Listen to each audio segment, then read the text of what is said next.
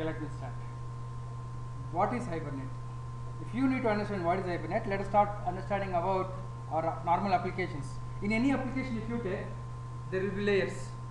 Presentation layer on the topmost, then the service layer or the business layer we call, then the data access layer.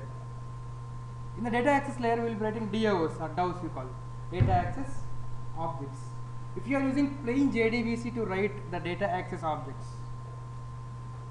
then as an object-oriented developer, being Java being object-oriented language, we are all object-oriented developers. Then if an object-oriented developer, everything is like an object. Everything is an object, we feel, right? So in our application, we will be having a lot of domain classes, domain model classes.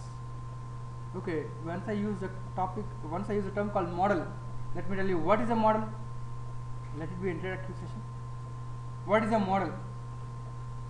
You might have heard about the word model many times. What is a model?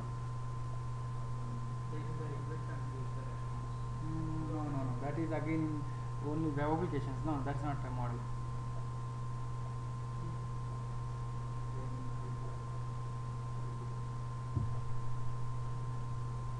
Okay, let me tell you, because here the concept should be very clear.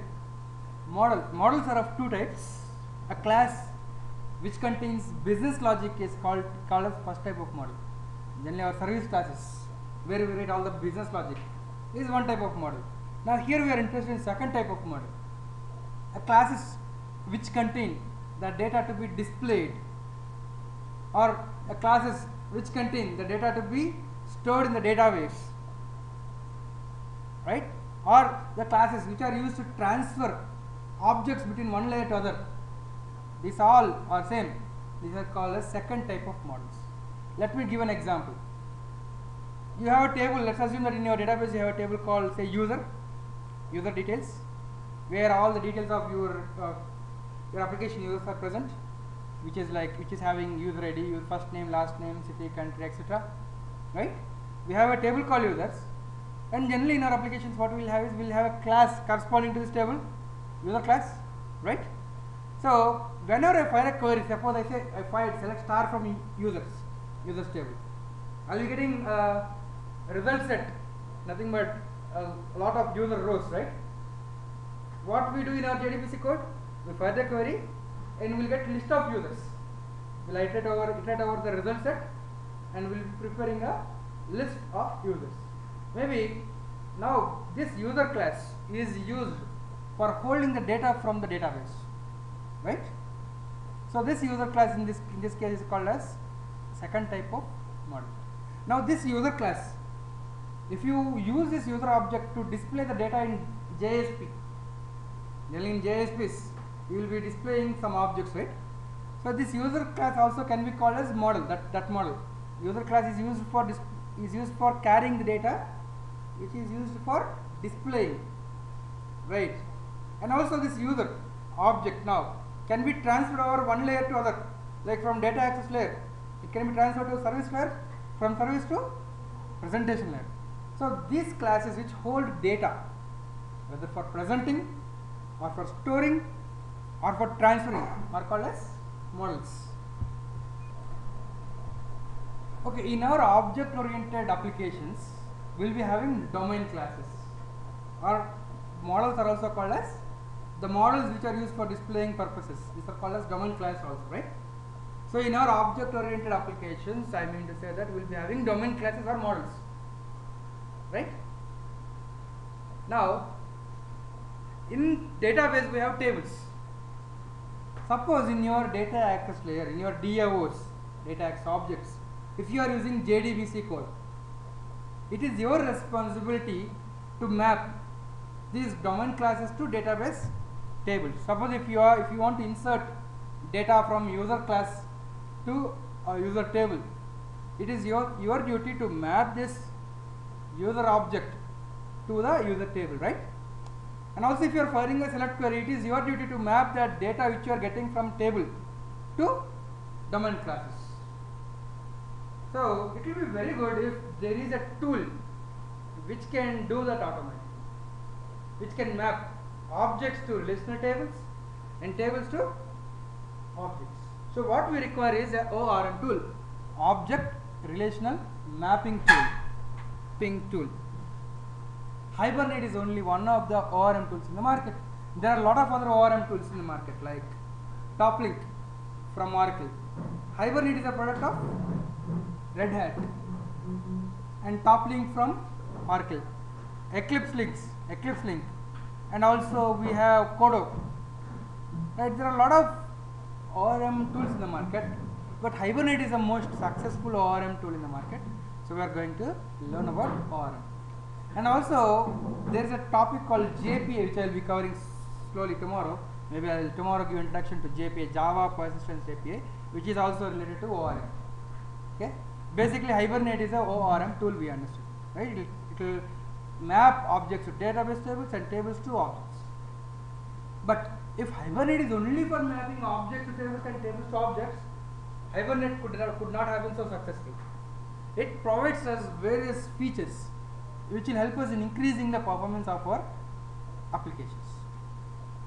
The features, what are the features? If I go on listing, I will just list few of them. Hibernate provides two levels of caching. First level caching, second level caching. Right, two levels of caching. Of course, if caching is there, performance is increased, right? Hibernate provides us another facility called as transparent persistence and automated persistence. And also transitive persistence also is provided by Hibernate. Transparent and automated persistence is one thing, and also transitive persistence. I will explain you all the terms. Okay, just I am listing out all the advantages, the important advantages.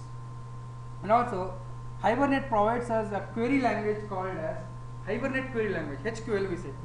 Hibernate Query Language is object oriented query language where we write queries using objects only.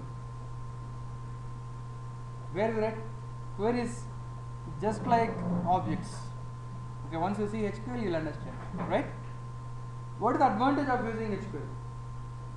If we will be generally writing queries in Hibernate Query Language, that HQL queries will be converted to native SQL queries by Hibernate, and these native SQL queries which are converted by Hibernate will be in an optimized manner. Suppose if you are writing your own JDBC queries, you can achieve the same result in many ways, right? You can write many queries, but which is optimal? Again, you need to keep your efforts to decide which is an optimal query. But if you are using Hibernate, Hibernate will convert the HQL to an optimum SQL query according to database to which it is connected. Like suppose if it is connected to MySQL, the query will be different so that the query will be executed faster in MySQL. And suppose if it is in Oracle, according to Oracle it will create, right? So Hibernate provides us a lot of features which will increase the performance. If I go on talking about this, I will talk about Hibernate provides us a very good transaction management system. It provides us declarative transaction management system. It provides us with concurrency control strategies by using which we can improve the performance. Okay, if I go on list out, at this point it will be just like a list out. So you will not be able to visualize this. You visualize it. So my way of training will be to make you visualize. What are topics I have told right now, what are points I have told right now, we will be covering in a span of 6 days with a detailed explanation. We will be covering each and everything, right? In detail. If you have any doubts, you can stop me there and ask me, and let it be an interactive session. I would love to be an interactive session. If you have any doubts, I would be happy to clear it. And if you have any, if you are facing any problems in your applications, we will discuss. Okay, maybe if I am not able to provide a ready solution also, because I have seen a lot of solutions. I have seen a lot of problems from various participants, and I have got a lot of solutions. If you can give me a problem, I will try to solve it. Maybe by tomorrow, if I don't have ready-made solutions. For some problems, I may have some solutions already, which I will share with you. Like this is a way of learning for me. If you come up with your own problems also, right? Your problems are also welcome. Okay, now let us start with writing a basic program. So today, maybe if you are already working on Hibernate, this may appear to be very basic, but I will take you from the basic so that your way of understanding also will be clear, and maybe you will learn something, definitely you will learn something more than what you know already in Hibernate. Okay, so right now I am going to create a simple Hibernate application. What I will do is, I will create an application. I'll have a class called user. I will try to persist user object into database using Hibernate and Hibernate API. That is the thing which I am going to do right now. So by using this example, I am going to explain you various features of Hibernate practically. Okay, to start with Hibernate, as I said, Hibernate is an ORM tool from Red Hat. If you want to start using Hibernate, you have to download this Hibernate distribution, which I have already downloaded and shared to you. Hibernate 3.6.6 is the latest release of Hibernate. You can extract it. I have extracted it already here, and here you are able to see some jar file called Hibernate 3.jar. This is a main jar which consists of all the Hibernate API. It's a main jar, and this jar will be using some third-party jars also, right? Means this jar is dependent on some third-party jars. So what we have to do when working with Hibernate is, we have to keep this Hibernate 3.jar in the build path or class path, and also we have to keep the dependent jars also. So first thing what we have to do is, we have to keep this Hibernate 3.jar in build path, and also in this lib directory you have required. There is a folder called required. All the mandatory libraries are present here. These all are the mandatory libraries which we should include them, right? And the next thing which we have to do is, here in bytecode there is a folder called bytecode here. Here also there is something called cglib, and also there is something called as Java assist, right? These two libraries, bytecode, present in bytecode, cglib and Java assist, are used internally by Hibernate for generating some proxies kind of things. Okay, later we will learn Hibernate will generate proxies automatically, right? These jars are used, the jars present in these directories are used by Hibernate to generate proxies. So these jars also have to be in build path, and also see JPA, as I said, Java Persistence API. You will also be learning Java Persistence API. If you are working with JPA, these JPA libraries have to be present in build path, right? And also in this lib directory again, optional. These are all the optional libraries. The jars present in these directories are optional libraries, right? Hibernate will be using connection pooling internally. Connections will be pooled by Hibernate. Like in your applications, you might have used data source. Whenever we want a connection, we will get the connection by using the data source, .get connection, right? So if you are using data source, internally data source is using connection pooling. And connection pooling, there are a lot of connection pooling providers, right? The mostly used connection pooling providers, as you might be knowing, Apache DBCP. Apache's database connection pooling is a best connection pooling third party provider. But in Hibernate, C3PO connection pooling is used by default. You can also configure Hibernate to use Apache DB connection pooling also. In Hibernate, by default, C3PO is a connection pool provider, just like Apache DBCP. So by default it is being used. So what you need to do is, you need to keep this C3PO jar also in the build path, right? And then, as I said, Hibernate will be using two levels of caching. First level cache, second level cache. Second level cache is not good always. We have to use second level cache very carefully. I'll tell when to use second level cache and when not to use second level cache later. If you want to use second level cache, you need to choose one of the second level cache providers. These all are the various cache providers: JBoss cache, OS cache, Proxel cache, Swarm cache. These are all the caching providers, right? So if you are using second level cache, and if you want to use a particular third party cache, you have to include corresponding libraries in the build path. Now you understood what all libraries to be added inside the build path of our project, right? So okay, now what I'll do is, I'll create a Java project right now, and I'll try to include whatever jars I have told you till now, right? Let us do it parallelly. Okay, now I'm going to create a new project. This is a one-time configuration. So just follow the steps. You might be knowing these steps, but just quickly. New Java project. First go to Java perspective. Now we are going to create a Java project. Later I'll show you how to use Hibernate in web applications also. Now let us try to understand how to use Hibernate in normal applications, Java applications. New Java project. I'll write the project name as first Hibernate. Next. And now here on the libraries tab we need to create our own user library which will contain all the Hibernate jars, right? So select these libraries and click on this add library.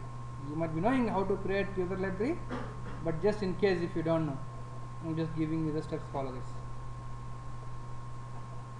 Next, here you can see that there are no user libraries till now, but for you I think one library will be present already, which is created by the other batch.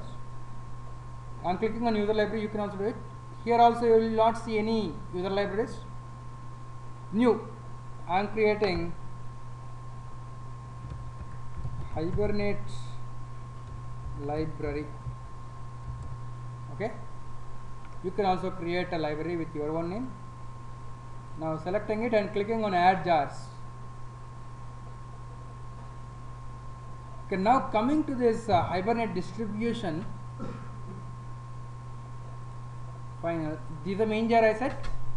Hibernate 3.jar which is present in final directory. First add this Hibernate 3 jar. Again select this Hibernate library. Then add another jar. Go to lib directory and first add all the required jars in the required folder. Select Ctrl A and all open all. So all the required jars are also added. And also again select Hibernate library here. Add jars.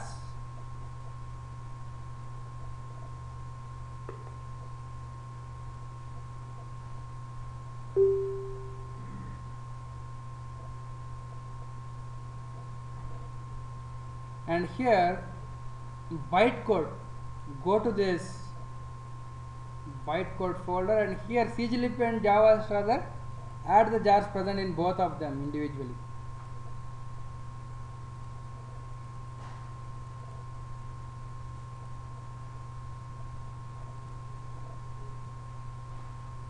And again I am adding JPA jar also, because anyway we are going to use JPA in our other projects.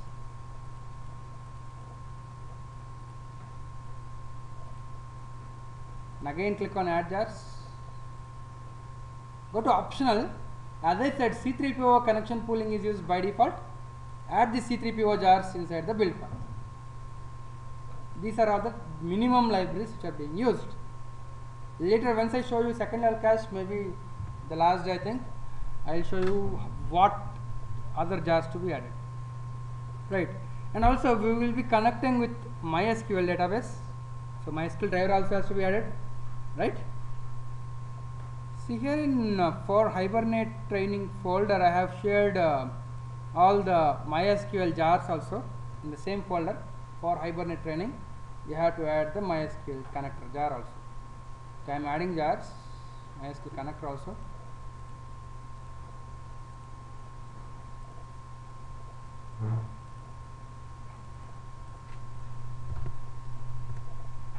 Here I think if you have extracted MySQL connector, here MySQL connector Java bin is there which you can add. So that's it. We have added all the required jars. Finish. In that same folder in your D drive. Now I am going to create a class called user with some properties inside it, and I will show you how to map this.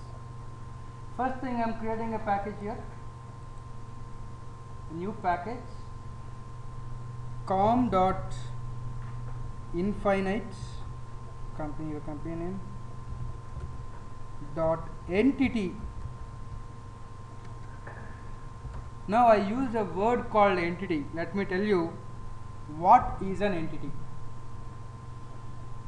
The model class which has a corresponding table in the database is called as an entity. All model classes will not be having corresponding table in the database. Only few classes will be having corresponding table in the database, right? So a class which has corresponding table in the database is called as an entity class, right? Now I am going to create an entity class called user. New class user.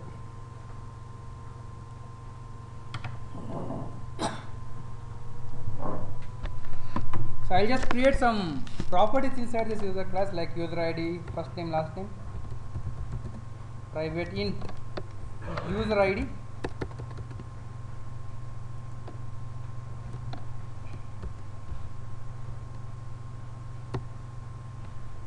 private string first name,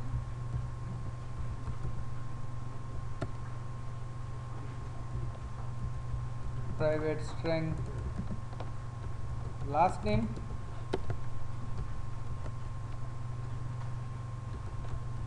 private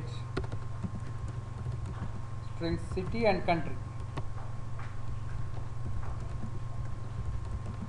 So I wrote a class with all these fields.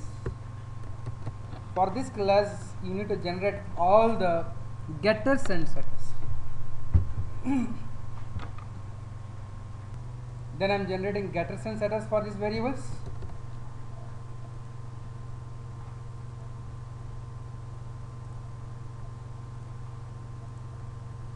Okay, simple Java class. Now I need to tell to Hibernate that this class has to be mapped to a database table. For mapping classes to tables, we have to write an XML file with extension .hbm.xml, right? So I am going to generate a hbm.xml file.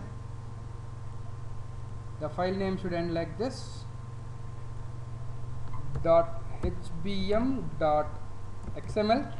but my class name is user. So generally the HBM file names will be same as user, the class names. So user.hbm.xml. It is not mandatory that this file name should be same as the class name, but it is a convention followed, right? So I am going to generate user.hbm.xml. HBM stands for Hibernate mapping. Okay, this is a Hibernate mapping file. Okay, now I am going to generate this user.hbm.xml. Generally, it is a convention to keep .hbm.xml files in the same package as the Java class. So now my user.java is in the same package called com.infinite.entity. So I will create user.hbm.xml also inside the same package. So right click on this user.java to generate this file. New, go to other. You can see Hibernate here because we have installed Hibernate plugins, and here you can see hbm.xml file, Hibernate XML mapping file. Repeat it. See, Hibernate mapping. Right click on this user.java, new, other. Okay, you have Hibernate folder here. Expand it. Hibernate folder, expand it. Here you have Hibernate XML mapping file, hbm.xml file. Select it, next. See, automatically it is giving the file name same as the Java file name. So next, see, it is also automatically giving class to map. File name is user.hbm.xml. The class to map is com.infinite.entity.user. Finish. You can see user.hbm.xml generated, and now it is in design mode. Click on the source to go to source, right? But now it is giving an error. You can see red symbol here. Why is it giving an error? As you know, every XML So why is it giving an error here? Once I generated HPM.xml file, is giving some error because, as you know, all XML files will be following either a DTD or XSD, right? So this HPM.xml file is following this DTD. According to this DTD, there is a mandatory tag inside class tag, right? The mandatory tag is a tag called ID. Now I need to elaborate about that ID. Tell me, if you are creating a normal table in your database, forget about Hibernate, is a primary key mandatory for a table? No, not mandatory. Even you can create a table without a primary key also, right? But according to Hibernate, they does not encourage a table without primary key. Every table should have a primary key according to that. But you may say, according to my scenario, I don't have any primary key. I cannot make a column eligible to be as a primary key, right? You can. There may be some scenarios, right? In that cases, you need to at least create a surrogate key. What is a surrogate key? So let me tell you clearly, very clearly here. Primary keys can be of various types. One type of primary key is called as a business key. A column which has some business meaning, a meaning to your business, is called as a business key. Like if I have a class called employee, employee ID will be having a business meaning, right? So you can call that employee ID as a business key. But there might be some tables, like suppose if I have a table called address, where I am storing addresses of all the employees, right? Address might be having street number, city, zip code, everything, right? I cannot identify a column uniquely in that address table, right? In that case, what I need to do is I need to use a dummy column as a primary key column. So such column does not have any business meaning. I can use a column called address underscore ID, address ID. But address ID does not have any business meaning, but it can be used for as a foreign key reference for managing relationship between tables like one to many, many to many, right? So some keys does not have any business meaning. Such keys which does not have any business meaning are called as surrogate keys, right? So according to Hibernate, every table should have a primary key. Generally we should try to give a business key. If business key is not possible, then we should at least create a surrogate key, right? Okay.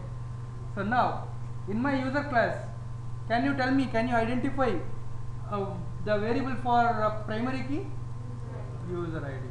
So what I can do is I can tell that user ID property of my user table refers to the primary key, right? So first let me tell you, this class user should be mapped to a table. So table is equals to user underscore table, suppose.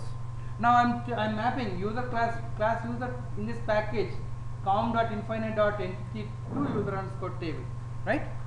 And also tell about the primary key, I should always use a tag. To talk about primary key, I should always use a tag called ID. Name.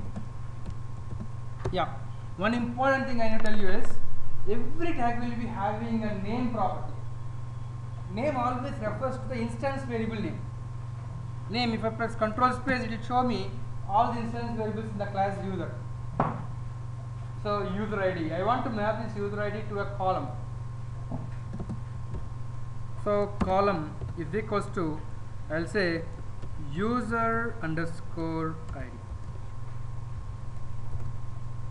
So this variable user ID of this class user is mapped to a column called user underscore ID of user table, and as I am using ID tag to denote it, this column is treated as a primary key column. Okay. Generally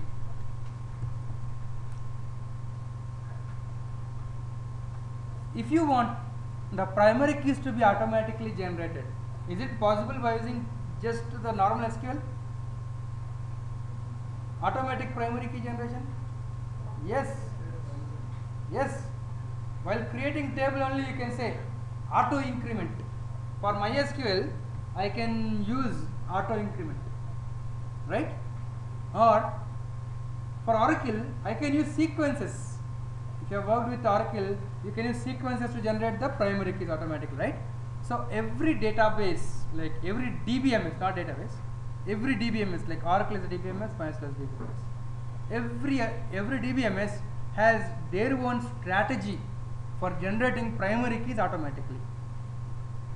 For MySQL, it is increment strategy, right? For Oracle, the strategy is to use sequences, right? So like that, for every database, definitely there will be one strategy for generating primary keys automatically, right? For MySQL, it is increment. Now we are going to connect. We are going to connect to MySQL. For MySQL, the default one is auto increment. What do I mean by auto increment? In the user ID column, let's assume at this particular point the maximum user ID is 90. What MySQL will do is to get the maximum value, increment it by 1, and then that will be used as the next primary key, right? So MySQL will use a strategy called auto increment, and Oracle will be using a strategy it will be using sequences to generate primary keys automatically, right? Now my Hibernate can connect to either MySQL or Oracle or SQL Server or any other database, right? So I want to tell to Hibernate to generate primary keys automatically. So I have to give a tag called generator. Class is equals to, I can specify, class is equals to control space, I can specify native. Native means I am telling the Hibernate to use the database specific strategy for creating primary keys. I use native, right? If I am making my Hibernate to connect to MySQL, it will use auto increment strategy. If I am making my Hibernate to connect to Oracle, it will use sequences, right? According to the database to which it is connecting, it will use the corresponding strategy if I configure native. But sometimes we may want to give our own values for primary keys. We don't want it to be automatically generated. So if you want to give your own values for primary keys, you can give class is equals to assigned, right? So depending upon the scenario, mostly we'll be using native or assigned. And while talking about like one-to-one strategy, one-to-one mapping, I'll show you how to use another strategies also, right? Basically we use these two strategies mostly, assign and native. Assign means I am telling to Hibernate that I will be assigning the value for primary. Native means I am telling to Hibernate to generate it automatically according to the database to which it is connected, right? So let us use now native. I don't want to assign, I will use native. Okay. Now I told what is the primary key column. The next, there are other things also. For other columns, you have to use a tag called property. Name is equals to first name, and the column to which it has to map, column is equals to, okay, here it is, I'll say first name, column is equals to, I'll say first underscore name,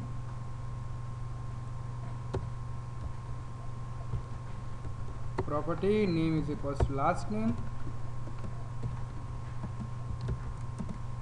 column is equals to last underscore name. Similarly, I'll map city and country.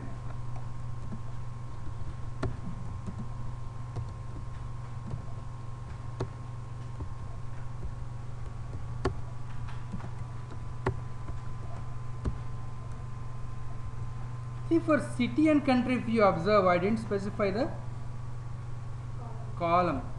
By default, if I don't specify column attribute for any property tag, the variable name is assumed to be same as the column name, right? So column attribute is not mandatory. If you don't give column attribute, variable name will be same as the column name. If you need to tell to Hibernate how to connect to database, we need to write another file with extension .cfg.xml. CFG stands for configuration. Generally the file name will be hibernate.cfg.xml. This is a standard which is being used, but this file name need not be same. Hibernate.cfg.xml is not required. You can write infinite.cfg.xml also, but generally most of us will write hibernate.cfg.xml, right? Okay, now I'm going to write this hibernate.cfg.xml. Let us see. One thing you have to observe is user.java and user.hbm.xml in this case are present in the same package. Generally it's a good practice to keep HBM files in the same package as Java file. But hibernate.cfg.xml should be present in the class path or the build path. That means in SRC directory, right? So now I'm clicking on new, right clicking on source, new, other, this one, first option, expand hibernate, and you can see hibernate configuration file cfg.xml. Next. Okay, the file in the default file name it is giving hibernate.cfg.xml. Next. Now you need to understand few more things here to fill this. Dialect. You need to understand what is a dialect. As I told you, in Hibernate we have HQL, Hibernate Query Language. It's an object-oriented query language. Now, whenever we want to write a query, we will never write SQL. We will always write HQL, Hibernate Query. Of course, there is a facility to write native SQLs also in Hibernate, but mostly we will write queries using HQL. Now, Hibernate queries has to be converted to native SQL, because whenever it is interacting with MySQL, the HQL queries has to be converted to SQL queries understood by MySQL, right? So that conversion is done by dialects. Okay? Tell me one thing, the queries which I write for Oracle, all the queries which I write for Oracle, they will definitely execute on MySQL, true or false? False. See, in SQL there is a standard called SQL 92 standard. If you write queries following that standard, then those queries are portable from one database to other database, from Oracle to MySQL, MySQL to Oracle. But generally Oracle will be providing much more facilities. Some Oracle functions, if I use some of the Oracle functions in queries, those may not work on MySQL, right? So all SQLs are not portable, right? But HQL, if you write queries using HQL, Hibernate queries will be translated to native SQL, right? So HQL is portable. The queries which you write in HQL are portable. So now this HQL, if I am connecting to MySQL, HQL has to be converted to the SQL which is understood by MySQL. If I am making my Hibernate to connect to Oracle, the same HQL query, Hibernate query, has to be converted to SQL understood by Oracle, right? So we have to use different dialect for different databases, right? Now we are going to use MySQL database. So I have to select the dialect here for MySQL. See, here we are using MySQL file InnoDB. The database which you have got installed is MySQL InnoDB. Select MySQL file InnoDB, right? And also select the driver class name. Driver class name is this one, r.gjt.mm.mysql.driver. And also here you can select the URL. This is the URL pattern. So for MySQL it will be JDBC called MySQL / localhost, because the database is on our machine only, / the database name. Database name will create a new database for our purpose. Okay, so you can use infinite db batch 2, because in the morning batch 1 has already created such thing. You can use this one, infinite db batch 2. And also You can give the username as root. The default username is root, and password for me is root. Finish.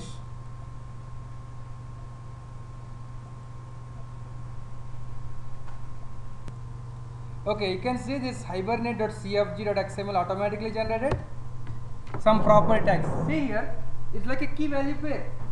This is a property name and this is a value. Driver class name is this one. Password is this one. URL, username, dialect. See the dialect? Dialect name is MySQL5 InnoDB dialect. For Oracle, if you are using Oracle 10G, it is Oracle 10G dialect. If you are using 9A, Oracle 9A, Oracle 9A dialect. Means for every database, there is a different dialect. This dialect class knows how to convert SQL to native SQL, understood by the database, right? Okay. So now we need to write some more properties. Okay. Generally, most of the times there are two ways. You can have a database tables already created manually by using some scripts, or you can ask Hibernate to create the tables by referring the HBM files. See here, can you tell me what is the structure of the table by seeing this HBM file? How many columns are there? Everything. So now what I want to tell is I want the Hibernate to create the DDL for this table, data definition language, create table for this class by seeing this HBM.xml file, right? To tell to Hibernate, you have to write another property tag here. Property name is equals to, if I press control space, it is showing me various options which I can configure. Hibernate dot HBM to DDL dot auto, as the name says. HBM means Hibernate mapping to DDL, data definition language. Dot auto means automatically I want it to be created. I can give the value as create. So if I give a value as create, what will happen? Hibernate will create the table if not existing. What table will it create? Here I have mentioned the table. It will create the table. But if the table is already existing, what it will do is it will drop the table and then create a fresh table again. Means if it is dropping the table, all the data which is already present will be lost, right? So if you use the value as create, it will drop the existing table and create it again. But that is not what we want. If the table is already existing, don't touch it. If the table is not there, then only I want it to be created. So the option which we use generally is update. What this update will do? There are three cases. If there is no table, it will create the table, right? If there is table with say 5 columns, okay, example, there is a table with 5 columns, but in my HBM.xml, let's assume that there are 6 columns mapped. Means the table structure is changed. Then in this case, it will alter the existing table and add a column. Okay. So if the table is there and table structure is changed, then alter table will be executed, right? So if the table is existing and columns are also same, then, and if you have configured update here, Hibernate will not touch the table at all, right? Understood three options. If table is not existing, it will create table freshly. If table is existing and the structure of table is not matching the structure mentioned in HBM.xml file, it will alter the existing table in the database according to HBM file, right? Second. Then third one is if the table is not at all existing, it will create it, right? You have to. Generally we use update only, right? Then next thing, in development mode, whenever we are developing, we may want to see the generated SQL files. As I told, dialect will be converting HQL to SQL. We may want to see the SQL files, SQL generated, so that will be good for debugging purpose.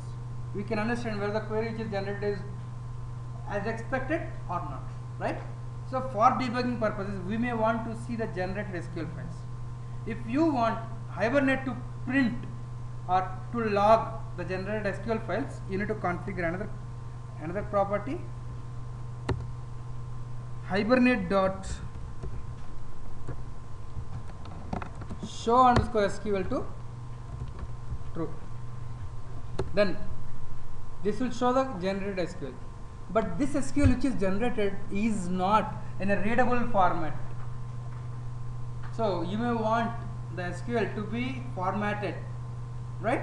So if you want the SQL to be formatted, then you can write another property called Hibernate dot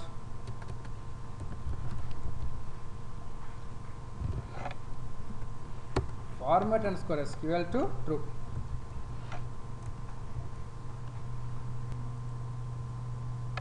Okay, another property which is not much important, as I told, Hibernate will be using C3PO caching provider, right?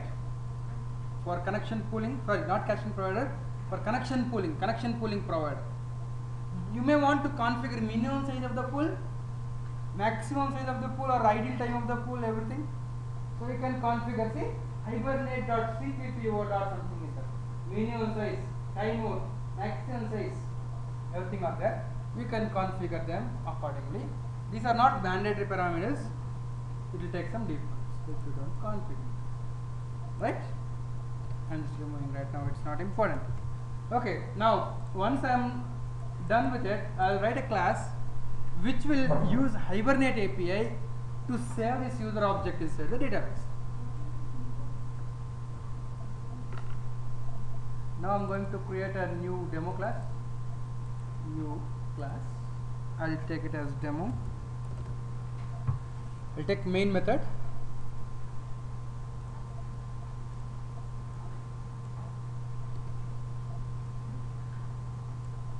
Yeah.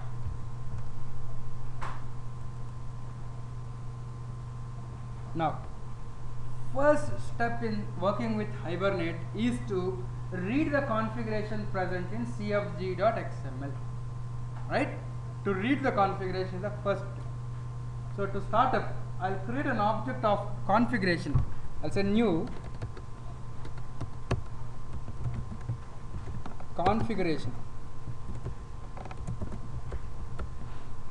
Configuration from org.hibernate.cfg.configuration.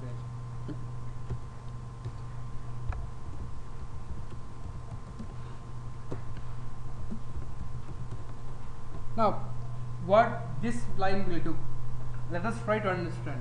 I'll try to always tell you how it actually works. Okay, new configuration, what this will do is, the code inside is constructed. It will look for a file called hibernate.properties file. .properties. Then it will contain key value pairs in property files. So it will look for hibernate.properties file in the build path or class path. Is there any hibernate.properties file now here? No. But hibernate.properties file will be present in one of these jars, right? So it is in build path. So first step is it will load the hibernate.properties which is present in the class path. Now I will show you where this hibernate.properties is present here. Generally it is present in hibernate3.jar. Okay, but if you want to see that hibernate.properties file, see here inside the Hibernate distribution folder, in project folder there is a folder called etc. Here there is a file called hibernate.properties. This is the actual properties file. I am opening it for your reference. You can just see here hibernate.properties. Sorry, hibernate.properties.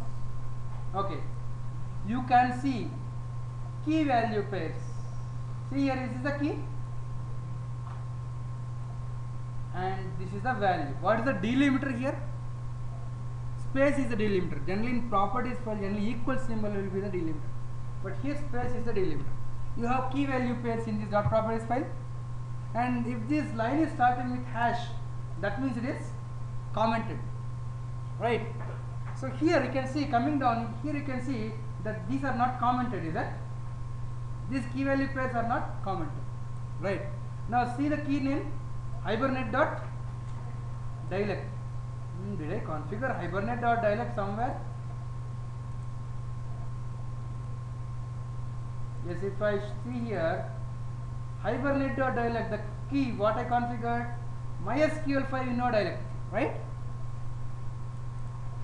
But here in Hibernate dot properties, its point, the value is HSQL dialect.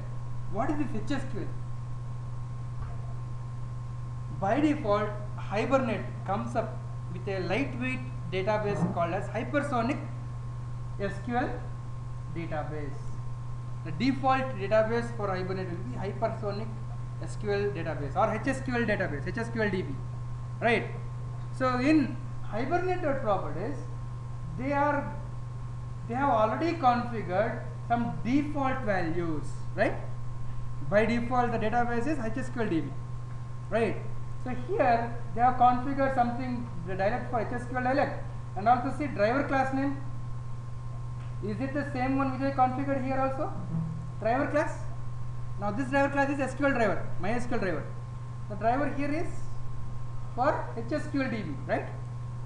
So now what you understand by seeing this properties file is, it is having the default key value pairs, right? So Hibernate properties will contain the default configurations, right? And the same configurations can be overridden by writing inside cfg.xml. So the point here you need to understand is, there are two configuration files for Hibernate. First configuration file is Hibernate.properties file. It will contain all the default configuration, right?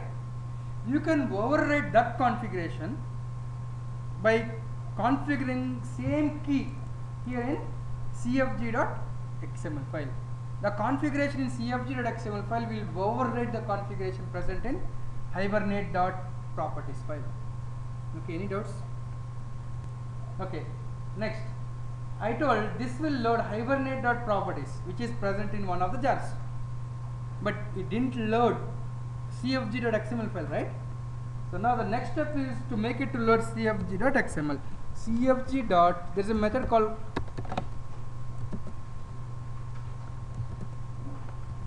configure. There is a method, there are 5 overloaded configure methods, right? There is one configure method without taking any parameter. If I use this method, it will look for a file called hibernate.cfg.xml in the cache.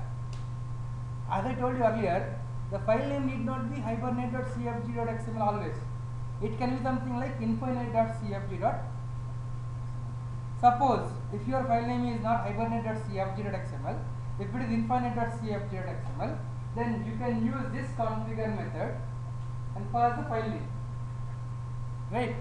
So you have to understand that the cfg.xml file need not be always same as hibernate.cfg.xml. It can be anything else also. But if we generally follow the standards, we will always use hibernate.cfg.xml. And if you are using hibernate.cfg.xml, you have to use cfg.configure. cfg is equal to the configure method is returning the configuration. You have to do like this, right?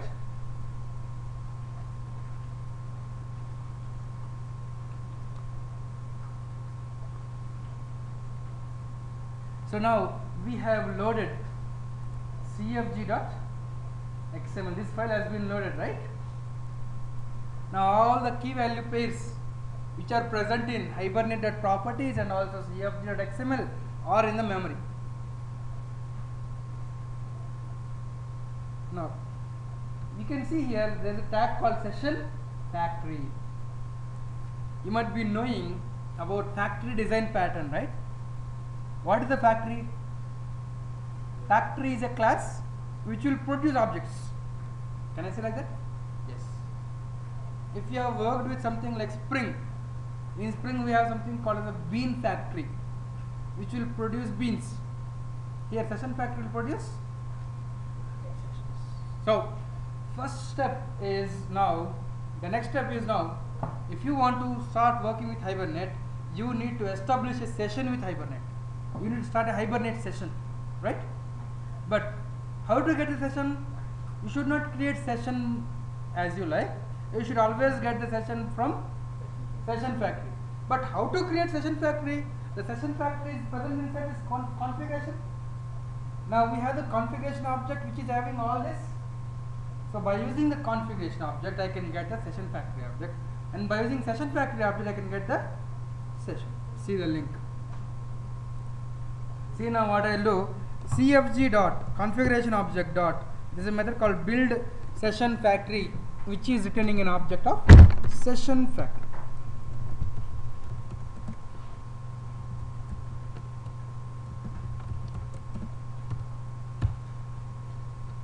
Then I have got a factory session. By using Session Factory, now I can open a session.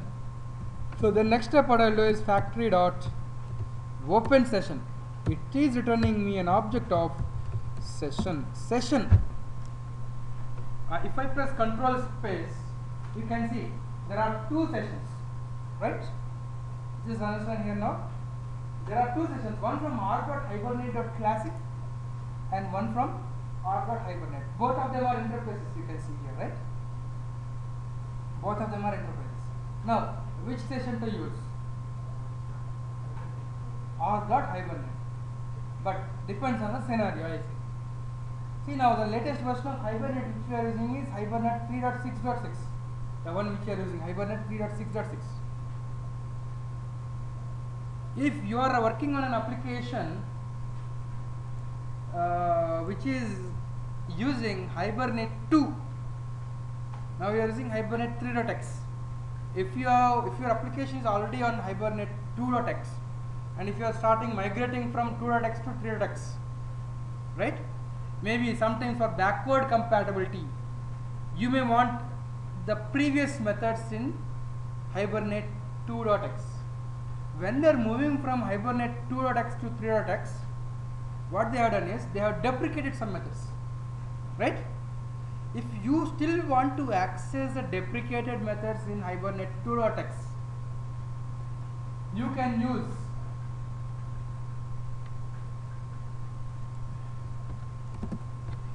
r.hibernate.classic. But if you are directly working with 3.x, then you can use r.hibernate.session, right? So for backward compatibility, like if you want to use the methods particular to Hibernate 2.x, use this r.hibernate.classic session. Otherwise, if you are using 3.x only, you can use always r.hibernate.session. Okay, I created session object. Then always it's a good practice, once you open anything, better to close it first. Okay, I'll say session dot close. Okay, now what I want to do is I want to create an object of user, and I want the user object to be inserted into database using Hibernate API, right? Okay, here I am going to create a user object.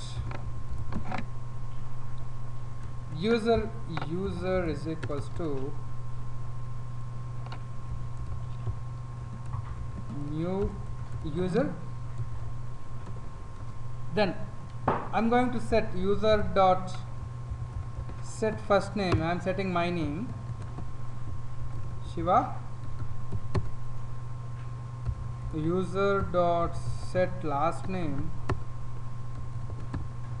something, and user dot set city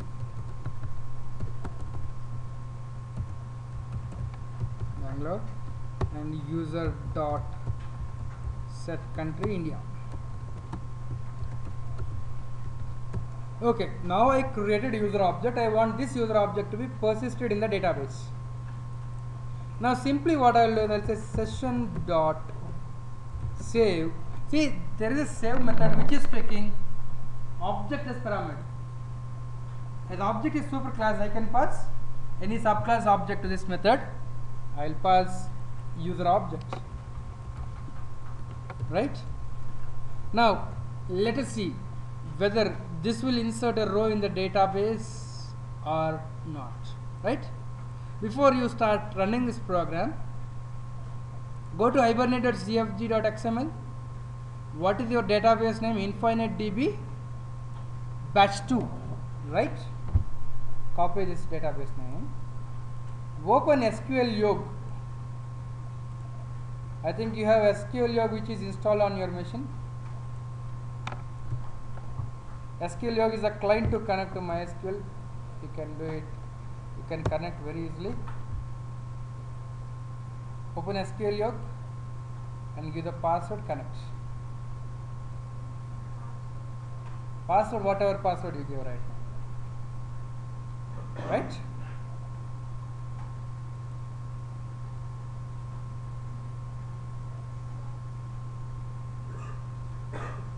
Just check SQL Yog shortcut maybe on your desktop.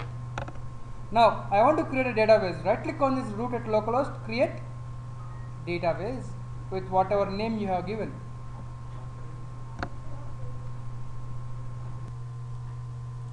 Now I am going to run this demo.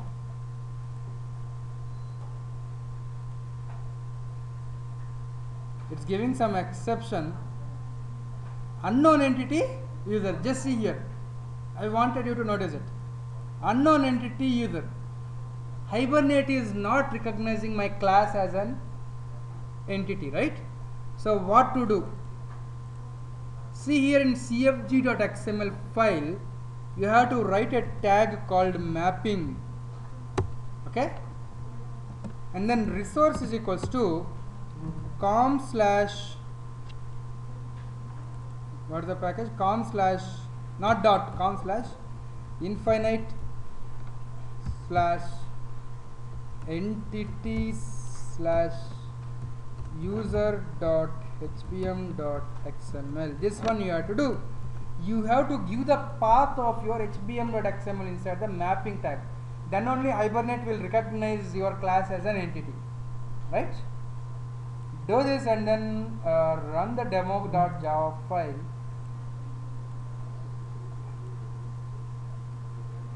Yeah, see, I have seen this insert statement also in my console. Whatever you are getting here are warnings, ignore it right now. Here you are able to see insert statement. But if I go to my database and refresh, yeah, there is a table called user table and the data is not present, right? Table is created, but data is not present. First to run this, I'll show why data is not present.